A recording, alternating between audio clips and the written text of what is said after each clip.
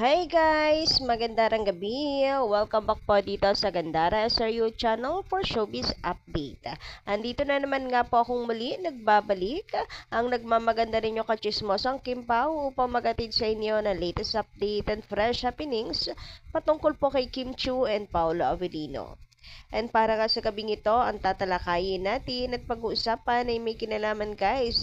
Dito, syempre, kay Kim Chiu. Grabehan naman talaga yung mga revelations.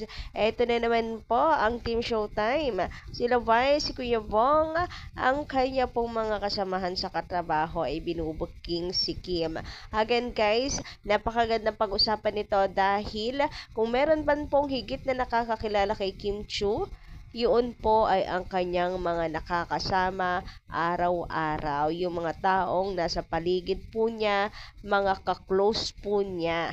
Hindi po yung mga bashers na nagsasabi ng mga haka-haka po, lalo na tungkol kay Paula Avellino. Ayan. So, eto, isa pong kasagutan na ni Kim Chiu para po sa lahat para magsitigil na ano. So, narito guys, pag-usapan nga natin yan. Isang matuturing kasi ito na panunupalpal din ni Kim Chiu sa mga bashers pagtutuldok ni Kimi sa lumalabas na issue. Pero bago po iyan, sa mga hindi pa nakaka-subscribe dito sa ating channel, maaari lamang na pindutin po ninyo ang subscribe button at notification bell na nandiyan sa baba para mag-i-updated ka at ma-notify tuwing may bago tayong chika at balita about sa Kim Pao. Kung kayo po ay bago lang at na ngayon lang napabisita dito, Kim Pao update ba ang hinahanap mo? Huwag ka na mag-atubiling pindutin po yan ha, dyan sa baba ang notification bell, syempre ang subscribe button para isa ka sa magiging updated araw-araw sa mga nilalabas nating chika. Basta mga balita na may kinalaman kay Kim Chiu and Paolo Avellino, sagot na po natin yan. And eto nga para sa gabing ito, nais ko pong unahing pag-usapan natin, ito pong patungkol panunupalpal po ng Kim Pao sa mga bashers na panay po ang issue sa kanilang dalawa. Yes guys, Kim Pao. So kagabi napag-usapan nga natin ang panunupalpal ni Paulo doon sa mga bashers.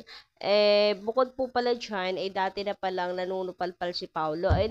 Sa mga bashers, mula po dito sa komento ng ating subscriber na si Madam Rosemary Diano. So, matagal na daw po yung panunupalpal ni Paulo sa mga bashers. And ito yung dapat daw po ninyong pakinggan.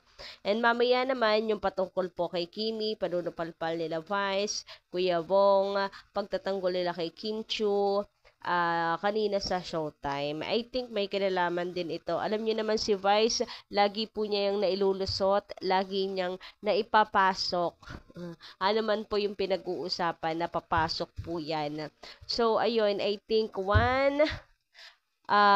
bakit po nasabi ito, ay ano po ito, no? Sa Kim Pao. Tatanggol. So, ano nga ba, ano nga ba itong sinasabi na panunupalpal ni Paulo before? Ito na nga, basahin natin ang comment ni Madam Rosemary Diano. Miss Gandara, sinupalpal na yan sila ni Pao dati pa, nung panahon pa ng What's Wrong with Secretary Kim. Natsismis kasi na nasaktan daw si Kim kasi na-fall na daw kay Paulo at nagkabalikan daw si Jay at Pao. Ang nagbalita niyan dati si Ogie Diaz, based daw sa source niya, sinupalpal ni Paulo. Naglabas si Paulo sa Facebook page niya na may pic ni Jay at sabi sa caption niya, nakakapagod maglande sa set. Naging kaibigan lang lahat. Inalam ng mga vloggers kung sila pa ba. Tapos nagpalabas ng vlog si Ogie Diaz na naghiwalay na naman daw kasi gusto na daw magpakasal ni Jay at ang sagot daw ni Pao, pagka-graduate daw ni Aki. Nakakaloka. Kaya si Pao na mismo ang naglapag na naging kaibigan lang. Hanggat tuloy na tuloy na sila ni Kim hanggang ngayon. Samantala, sabi naman ni Juanita Reyes, basta Kim Pao tayo, huwag tayo maniwala sa paninira. Focus lang tayo. Pag naniwala ka sa kanila, hindi ka Kim Pao. Kim Chiu, Focus, focus, focus. Malapit ang March 26, 2025. Nalabas na ang mga or lumalabas na ang mga maninira sa Kim Pao. Please pray sa mga ginagawa ba nila sa paglapit ng petsa na ipapalabas ang pelikula? Maniniwala pa ba tayo sa paninira nila? Focus na lang tayo sa pagpopromote ng pelikula. Sayang lang, sayang ito. Malapit na malapit na wag natin sayangin pa ang oras sa kanila. Kung naaatim nila manira, ipagdasal na lang natin sila na sana makiisa na lang sila para manood ng pelikula ng Kim Pao. God bless. Nako, Madam Juanita Reyes, kahit anong dasal po ang gawin ninyo, hindi po manonood ang mga basher. Hindi po tatablan yung mga yan. Mga walang konsensya yan sa paninira sa Kim Pao eh. So siguro ang ipagdasal natin ay ipagdasal natin na malinis pa rin po sila sa kabila ng ginagawa po nilang paninira sa Kim Pao. Pero yung manood sila ng pelikula, I don't think so. Baka nga mag-abang lang po yan sa Facebook, mag-abang lang po sa ibang social media platform ng maglilik na video ng mga pasaway na kukuha po at paglalabas niya na para po masira lang ang movie ng Kim Pao.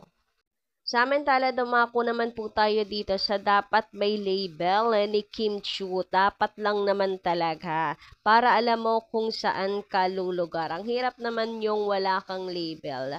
Alam mo yon parang ano ka lang nun, parang option ka lang. Ganon. Hindi ka kayang bigyan ng label. So, si Kim Chiu, nakikita natin yung galaw ng Kim Pao. So, kung walang label po ang Kim Pao, hindi ganyan aasta si Kimi. They are so close na kung saan ay very mag-jowa coded na silang dalawa. Yes po. Magkokopol-kopol ba naman ang dalawa kung walang label? Again, napaka-decente po ni Kim Chiu. Ibang-iba po si Kim Chiu. Hindi na natin kailangan pa-explain kung papaano at sino si Kim Chiu, So, dun pa lamang, alam na po natin na may label ang Kim Pao. Kasi hindi nga po, si Kim Chiu para umasa lang. Hoy, doon pa lang, sa bata pa lang, ligawin na si Kim Chiu. Ay, na kayo doon? Basag na. Si Kim Chiu aasa, mula pagkabata niyan ligawin yan.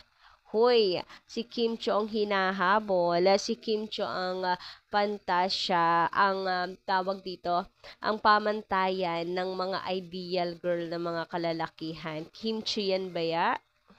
So, ayun, para sa akin guys, ito po ay sagot ni Kim, sagot ni Vice Ganda, nila Kuya Wong, sa mga issues na lumalabas, lalo na si Paolo ay may secret girlfriend di umano. Kasi lumalabas guys na si Kim Chiu ay hahabol-habol kay Paolo, na si Kim Chiu ay malandi dahil laging kasama si Paolo, even off-cam, even not work-related. Kung may girlfriend si Paolo, bakit ganyan aasta? Parang ganun yung lumalabas, guys.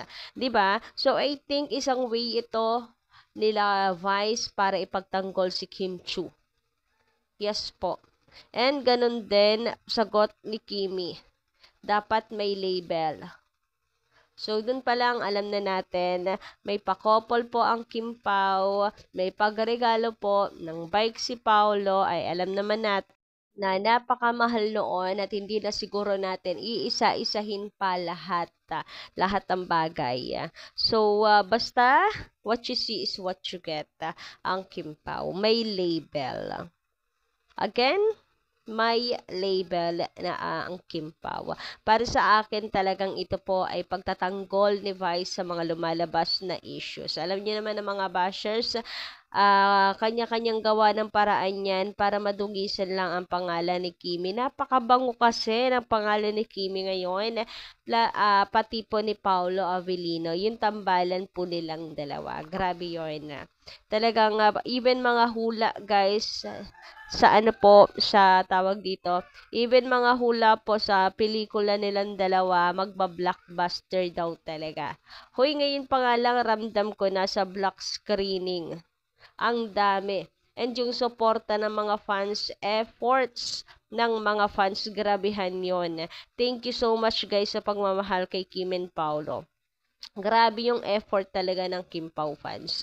Anyway, sabi naman dito, alam nyo, sa kilos at salita ni Mimi, Jong at Wong, alam na nila ang totoo sa Kim Pao Avellino. So, ayan guys, kayo, palagay ninyo, isa rin ba itong pamamaraan ng pagtatanggol at pangbubuking nila Kuya Wong, Jong, and Mimi Vice sa Kim Pao? Pa-comment ka lang dyan sa baba kung pare-parehas lang din tayo ng interpretasyon, no?